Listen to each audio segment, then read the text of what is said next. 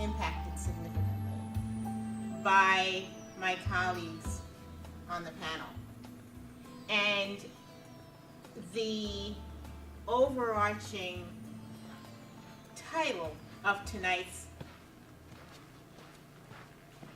time together is moving from surviving to thriving.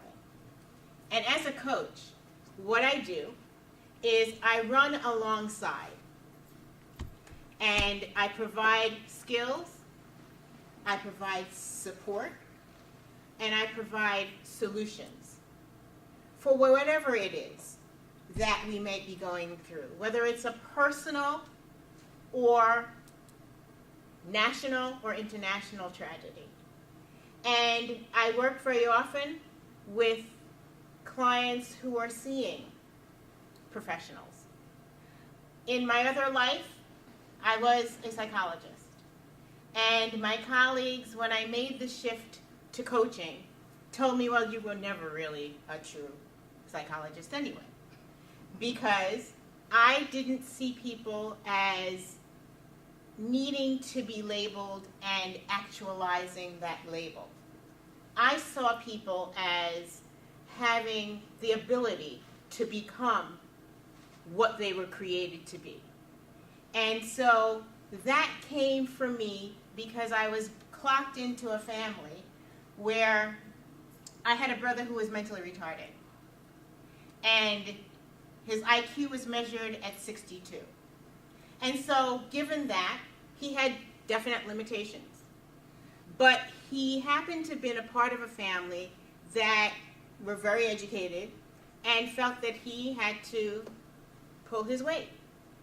So my parents, who died at 86 and 92, would set the bar, and John would excel it. And they'd set it again, and he'd exceed that. And so in my environment came this thought that although we may be labeled one thing, our environment can encourage us to be something else. John was my example. Each one of the panelists has told us that tragedies and obstacles are a part of life. But what I sort of glean from what they're saying is somehow our why were we created? Why were we allowed to survive? Why not my house? That sense of why often propels people to help their neighbor or find a new purpose for being.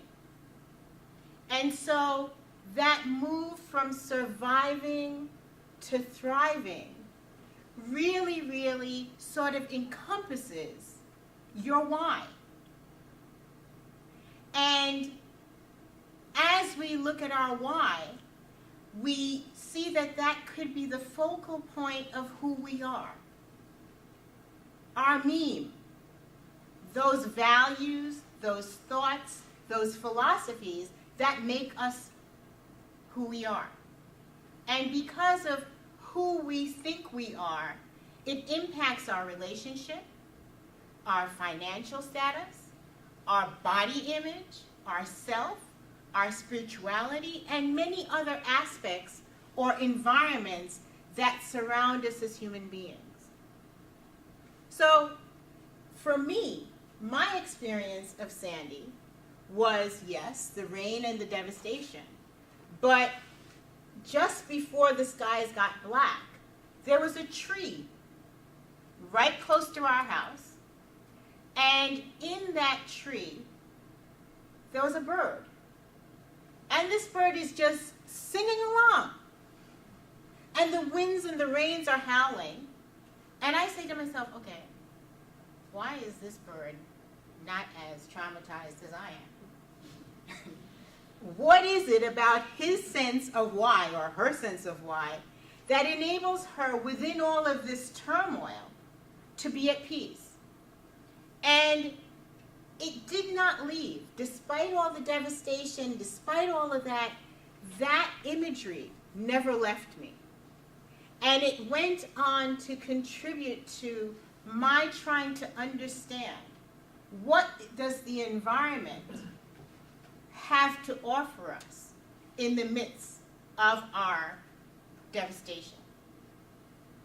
My dad, my mom, and my brother all died within the past 2.5 years.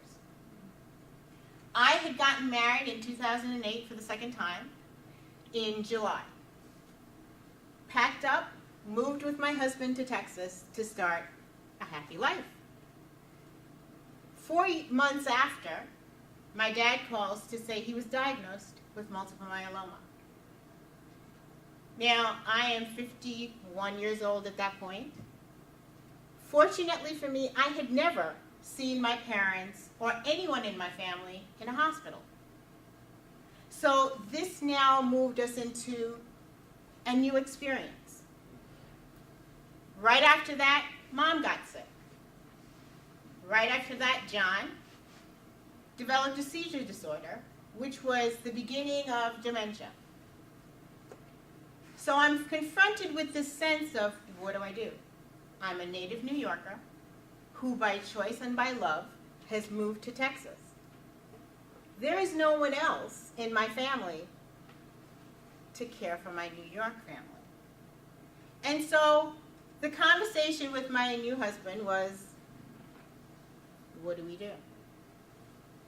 My decision was to come back. So after flying back and forth for several months, my body couldn't do it anymore. And I decided to relocate back to New York. And there have just been examples of how the orientation of our family, which basically says the environment wins, really made this the most fabulous experience in my life. My dad had written a book 20 years ago, which was a devotional guide. It was entitled Daily Notes to God. It was no longer in print. Because of the debilitation of his illness, he was not able to do a lot of the things that he had grown accustomed. And so one of the things I felt I could do until I moved back to New York was read his devotional guide to him on a daily basis. So at 6 o'clock every morning, I would call New York and say, Dad, are you ready?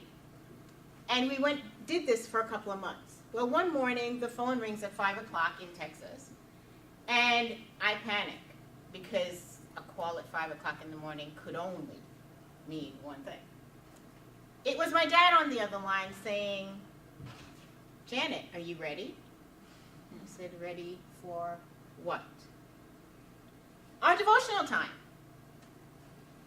This book that was now out of print had begun to be his support. And it was now blessing him in a new way. Sidebar, when the book was initially brought to print, I didn't like how it was formatted. And in the back of my mind, I said, somehow, some way, I'm going to reformat this book. Because Dad's idea was to do it from 1 to 365 rather than calendar and day. So that was one of the revisions I was going to make. So as he got increasingly more ill, he was getting sustenance from reading his devotional guide. And he one day said, you know, this thing is blessing me. And maybe we can republish it. Right up my alley. The book was republished. He was here in Winthrop as a patient. And Karen's staff would come in and want to pray with him and so on. We're Quakers, and I said, well, wouldn't it be great if we could put his book in the bookstore? And that was the first time that I ever met Karen. given the fact that my family was just snowballing in their illness, I didn't get around to doing anything with them. Fast forward, Mom was a dialysis patient in Winthrop Dialysis Center. She passed away last Mother's Day. And Karen and her staff decided that they were going to do a memorial service for patients that had passed in the memorial center, in the dialysis center. Karen and I reconnected. And that is why I'm here today. So there are times in life where we don't understand. But if we rely on the fact that the environment of which we are a part supports us, and there are things individually and collectively that are here for your support, if only we choose to seek them. That process of moving from survival to thriving can begin. I think if we each look at times in our lives where we have been victorious, been successful, and overcome something, we can really sort of look within ourselves and see that the environment has supported us in some way. We've turned on the radio and we've heard one phrase, one word that lifts us from a place of despondency to a place of hope. It's not by accident that we're all here and can look at a screen and, although not experience what each person on that screen has experienced in devastation, something resonates with us. And so if collectively we take the support from each other in our quest to move from survival to thriving, we have been victorious.